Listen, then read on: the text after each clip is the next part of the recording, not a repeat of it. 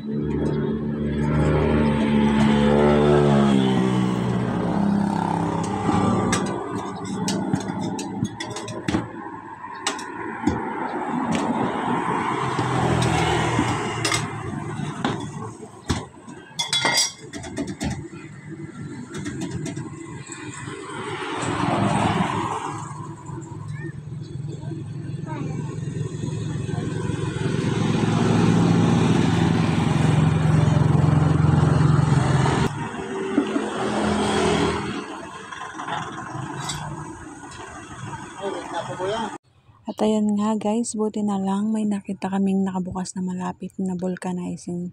Kaya pinaayos muna ni Mister yung kanyang gulong. At sabi nga ni Kuyang nagbo-vulcanize, meron na nga daw dapat palitan dun sa may gitna ng kanyang gulong. Yung bearing ba tawag doon? O ewan ko kung anong pangalan nun. Basta yun. Yung dun sa gitna ng gulong na nagpapaikot. Yung nilalagay sa gulong ng motor ha, hindi yung jowa mong nagpaikot sa'yo. Cherries. At ayan nga, sa kakahanap natin ng mapagpiprintan kung saan na tayo napadpad.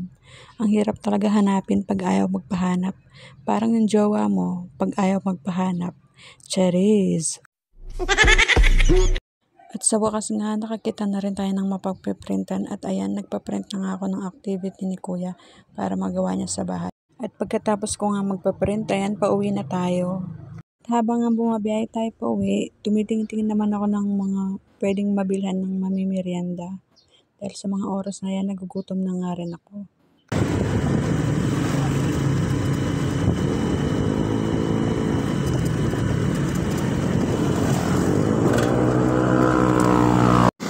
At ayan nga si Mister, nakikita nga siya ng paborito niyang calamares. Kaya yan, bumili na nga rin siya.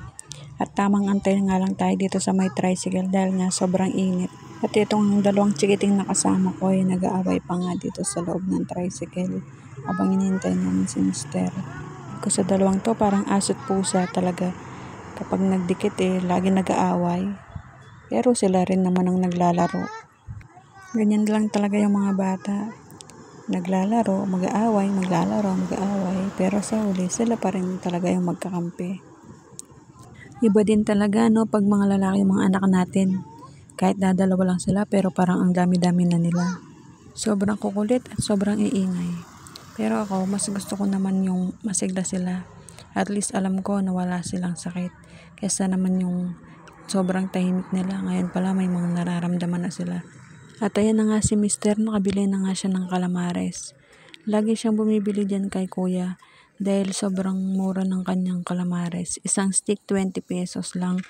Kaway-kaway sa mga mahilig din sa calamares dyan. At inuulam din sa kanin. Kasi kami ganyan, inuulam namin sa kanin. At ito naman, nakakita nga ako ng bakery dito. Kaya pinahinto ko nga kay Mister. At niloloko ko pa nga siya dyan dahil nga nakita ko yung wallet niya, wala nang laman. 100 pesos na lang. Kaya ang sabi ko sa kanya, kawawa naman siya. Dahil wala nang laman yung kanyang wallet. At ayan na nga, nagtingin-tingin na nga ako ng tinapay na pwede naming meriendahin. Kaya ayan, bumili na rin ako. Ang daming mga tinapay na mapagpipilian at ang mura lang din ng mga bentahan nila.